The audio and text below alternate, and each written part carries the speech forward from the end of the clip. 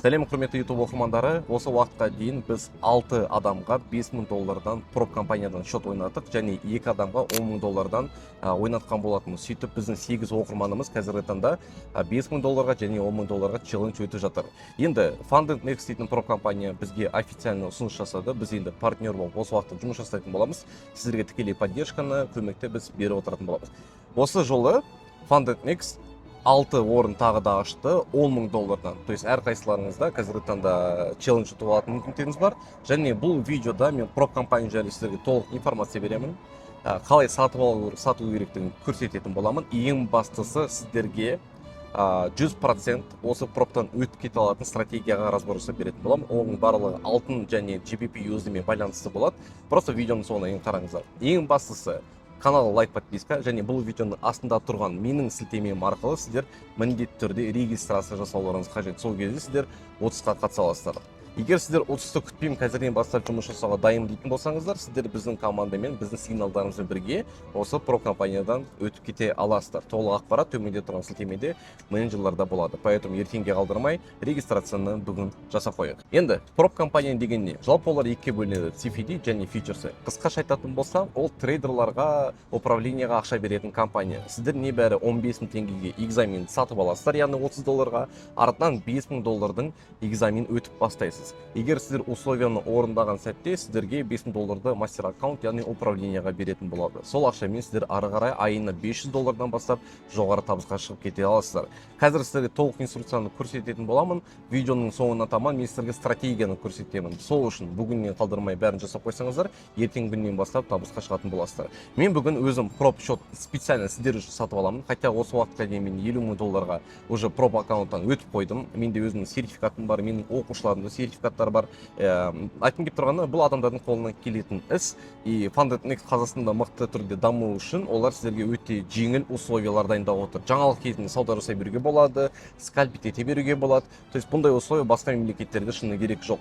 Поэтому видеоны қазір бастайық, соңынан қарайық. Сіздер менің сілтемемді басқан кезде, ол сілтеме комментарияда және видеоның астында болады. Сіздерде осындай сайт ашылады. Жалпы бұл видеода мен қазір көрсетемін, қалай аккаунтты сатып аламыз, қалай оны қосамыз, және қандай стратегия арқылы біз экзаменнен өтіп кете аламыз, да, чтобы в дальнейшем зарабатывать хорошие деньги былай айтқан кезде. Енді ашқаннан кейін, если вдруг сіздерде ашылмай жатса, онда сіздерге VPN керек болады. NordVPN-ді жүктеп алсаңыздар болады телефонға немесе браузерден.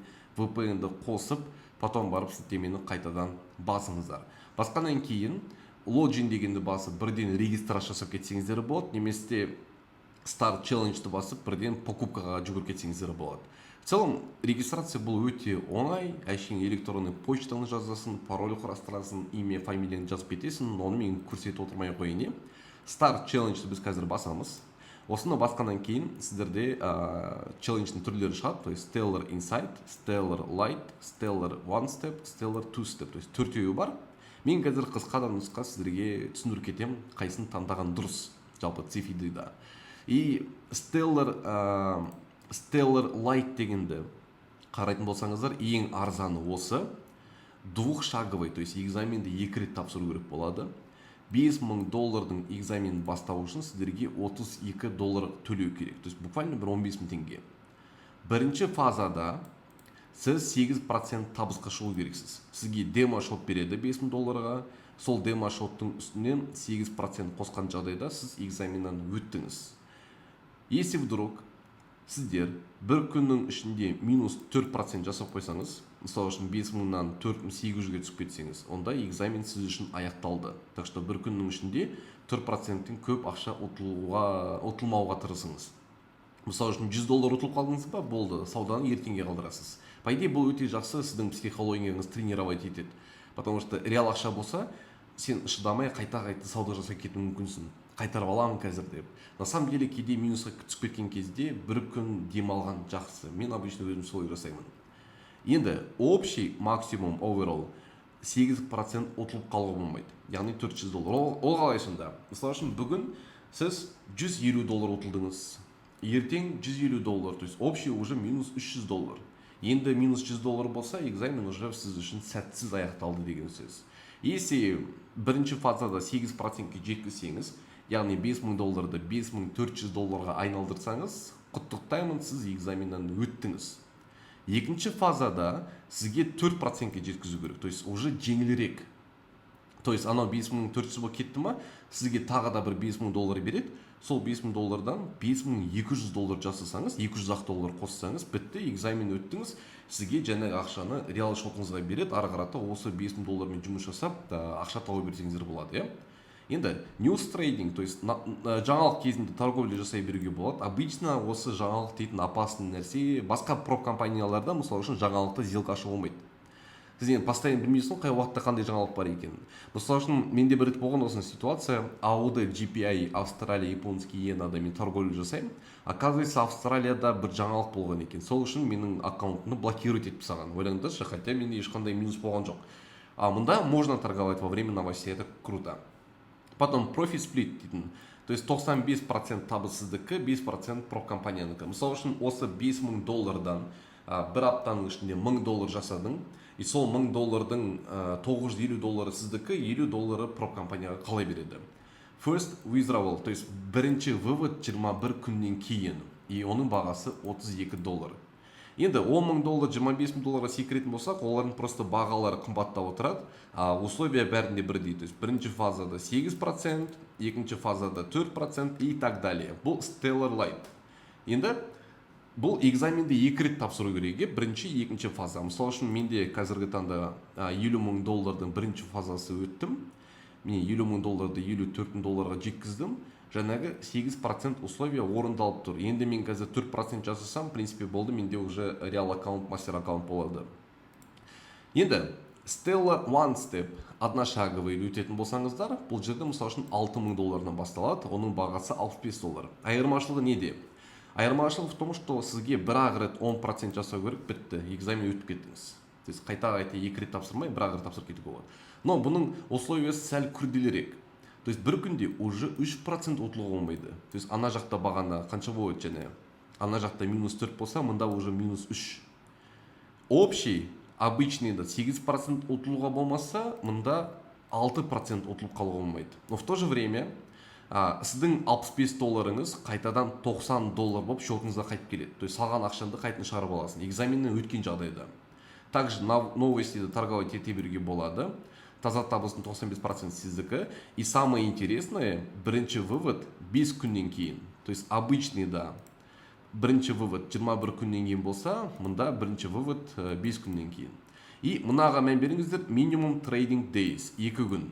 Бұл дейтініміз 2 күннің ішінде экзаменнен өтіп кетуге болмайды. То есть я как бы это странно не звучало, кейбір трейдерлар 2 күннің ішіне өте салады да, мастер аккаунт алып кетеді. Тут так не получится. Хотя бы 2 күн сауда жасап, 3-ші күні өтіп кетсеңіздер болады. Обычно қалай? Мен қазір өзімдікін көрсететін болсам, сейчас покажу вам попозже, неше күнде өттім, қалай өттім бәрін. Әзірше сол, енді Stellar 2 Step самый обычный пакет, и бұл негізінде ең мықтысы осы. Потому что сіз, мысалы үшін, 6 000 доллар алған кезде 59 долларға, сізге ақшаңыз өзіңізге 117 доллар қайтып келеді. Бірінші фазада 8%, екінші фазада 5% жасау керек. Общий бір күннің ішінде 5% ұтылуға болады. Бір күннің ішінде, ал общий 10%. То есть 10%-ке дейін минуста отыруға болады. На самом деле бұл удобно. Кейде торговляны неудачно басап қаласында 7%-ке 8% просакаға адамдар кейде түсіп кетеді. Менде ондай болған, бірнеше рет болған. Қайтадан қайтарып аласың да на характере. Минимум трейдинг days 5 күн. Бірінші вывод 21 күннен кейін. В принципе, я думаю, здесь все уже понятно. Допустим, сіздер аласыздарда самый обычный 32 долларға, яғни 15 000 теңгеге мынаны сатып алам деп шештіңіздер. Get plan'ды бастыңыздар. Мында регистрация ашылса, имя, фамилия, электронный почта мен пароль қарастырып кету керек. Потом условия таңдайсыздар. Бұл жерде MetaTrader 5-ті таңдау керек. Менде қазір енді шықпайды, но сіздерде шығып атса, үйдің адресін мемлекетті Қазақстан деп таңдау керектен сияқты моменттері бар, соның бәрін жасап кетесіздер ғой. MetaTrader 5, потом Select Swap Tip дегенге мынау тұра берсін. Мынаның әрқайсысын басып керек емес, просто тупо переплата, там 30%, 20% керек емес. Окей, енді Get Started дегенді басып 32 доллар төлеп, сатып алсаңыздар болады. Дальше мен қазір көрсетемін қалай болатынын. Сіздің сатып алғаннан кейін сіздің почтаңызға MetaTrader'дың логин мен паролі келеді. Соның логин мен парольді жазып MetaTrader'ға кіре бересіздер. Қандай сервер, қалай кіру керек бәрі жазылған. Visa, MasterCard немесе крипто арқылы төлеп алып кетсеңіздер болады. Потом бәрін жасап болғаннан кейін өзіңіздің кабинетіңізге кіресіз. Сіздің кабинетіңізде мұнда жазылып тұрады. Допустим, қайда мне? Мысалы үшін менің логиным 3016G85. Мынау менде C-Trader'ның ішінде. Менде C-Trader уже аккаунт бар, поэтому менде пароль жоқ мұнда. MetaTrader'да сіздерге пароль мен логин сіздің почтаңызға келеді. 54.655 долларға мен жеткіздім. И мұнда қарап отырсаңыздар болады. Мен daily loss limit. Бір күннің ішінде маған 2000 доллар ұтылып қалуға болады. Мысалы үшін мен где-то 800 доллар ұтылып қалсам, сенде әлі 1200 доллар бар деп мұнда жазылып тұрады. То есть өстіп қарап отырсаңыздар болады. Мұнда менде минимум трейдинге 5 күн болды, мен оны 22 күннің ішінде өттім, почти бір айдың ішінде. То есть ойлаңыздар, мен бір фазаға почти бір ай уақытымды келтірдім да, асықпай отырып өтіп кетсеңіздер болады. Енді осы тұрған жерде бәрін жасап болғаннан кейін, MetaTrader'ға тіркелгеннен кейін, дайт мен сіздерге сауда жасауды көрсетіп кетейін. Қосымша сұрақтарың болса, маған тікелей телеграмға шыға берсеңіздер болады, мен сіздерге көмектесіп отырамын, потому что енді Funded.Next маған көбірек адамдар жинаш деп отыр, так что сіздерге любой поддержканы беруге біз дайынбыз. Қандай стратегия қолданамыз? Обычно сіздерде 3 минуттық таймфрейм, 1 сағат таймфрейм маңызды емес. Обычно тренд, мысалы үшін восходящий болған кезде желательно разворотты көру, то есть чтобы цена именно развернулась, минимумды кесіп фукте өтіп кететіндей. Разворот жасаған кезде бір имбаланс болса, осы имбаланстың бойына келген кезде сел ашасыз. То есть мына жерде, допустим, 0,05 лотпен 0,05 лот. Так, мен так 50 мың долларда мен әр сделкаға 0,02 лотпен кірсем, 5 мың долларға получается 0,2 лотпен. То есть алтында 0,02 лот нормально. То есть 0,2 лот сел. Баға сәл өсті ма, тағы да сел. Баға сәл өсті, тағы да сел. То есть өстіп бүкіл имбалансын зонасында сел деп 0,2 лотпен ашып шығасыз. Баға бізде құлап бірінші минимумды алған кезде сделканы жауып тастауға болады. То есть өстіп осындай стратегия бар. Потом мынандай стратегия бар. Допустим, сіздегі нисходящий тренд. Сіз алдыңызда мұнда линия тренда сыздыңыз, бағаның өстіп құлап жатқанын көріп. Потом байқадыңыз, что линия трендінің баға кесіп өтті. Кесіп өткеннен кейін қайтадан линия трендінің бойына қайтты. Осы кезде сіздерге керек кескен жері керек, пробивать еткен жері. Потом отскок болған жері керек. Отскок болса. Осы екі точканы белгілеп аласыз. Кескен жері и отскок жері. Фибоначчида настройкасында самый обычный қоя салыңыз, чтобы бүкіл уровеньдер сіздерде болатындай. Былай жасаймыз. Кескен жерін басамыз, тарт отырып, отскокқа басамыз. Осы кезде сізге керегі 1.618 дейтін деңгей, ол сіздер үшін сел зона болады. То есть любой таймфреймде жұмыс жасайды, я не знаю, как это работает, почему-то эта стратегия работает. Баға келген кезде 1.618 бойына сіз сел деп сделка ашасыз. Өстіп бағаның құлауынан спокойно заработаете. Там бір зона интересаға, мысалы үшін мұнда бір имбаланс болса, ол имбалансқа дейін сделканы жауып тастаңыз. Также 0.02 лотпен сел деп отыра бересіздер. Жақсы, идем дальше. Дәл қазіргі таңда алтында сол ситуация тұр менде. То есть, мысалы үшін мен қазір линейный графикқа қойын, мен вот линияны сызылайын. Да, примерно осындай линия болады. Дәл қазіргі сәтте менде мынандай жағдай болып тұр. То есть, кескеннен кейін баға менде қазір қайтып келсе, мен осы тұрған екі жерден бір Fibonacci сызамда 1.618 бойынан сел кіремін. Или мынандай бір стратегия бар. Допустим, если ондай ситуация күте алмай тұрсаңыздар, жаттап алыңыздар осының бәрін. Также линия тренда сызамыз, белгіледік. Бізде мысалы үшін баға пробой жасады. Пробой жасап, баға кетіп бара жатыр. Рано или поздно мынау обратно қайтады. Сол обратно қайтатын жерін қалай табамыз? Если тренд нисходящий болса, ең соңғы екі минимумға мән береміз. Мына и мына минимумға. Фибоначчиді басамыз да, үстіңгі минимум мен астыңғы минимум бір-біріне қосамыз. Қосқан кезде осы тұрған жерде также уровеньдер пайда болады.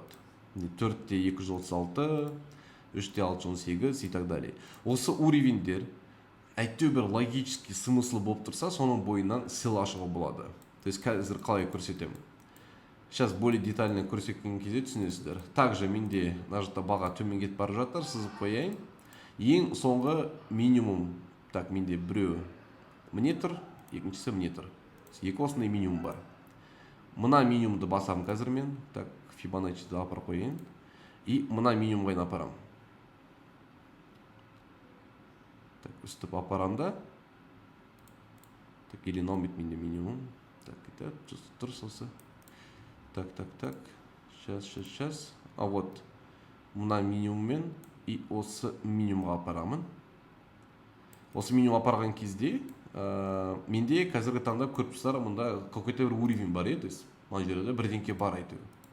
Соның бойында именно 4.236 дейтін уровень тұр екен. То есть бұл разворотный уровень. И мен осы уровень бойына келген кезде қазір алтында sell деп позиция ашам. Так, кстати, өте әдемі екен, потому что қараңдаршы өздерің үстіңгі ликвидностьтерін бәрін шешіп тастаған. Баға осының бойынан келіп, қазір төмен қарата кету керек. Сол себепті мен қазір sellға позицияны күтемін. Примерно менде 3362, 3365 зонаның ортасы менде полностью sell зона болады. Вот тупо қазір будем ожидать и торговать. Осылай. Так что у нас видеоға лайк, подписка, пропты сатып алыңдар, уже бүгіннен бастап жұмыс жасауды бастап кетіңіздер.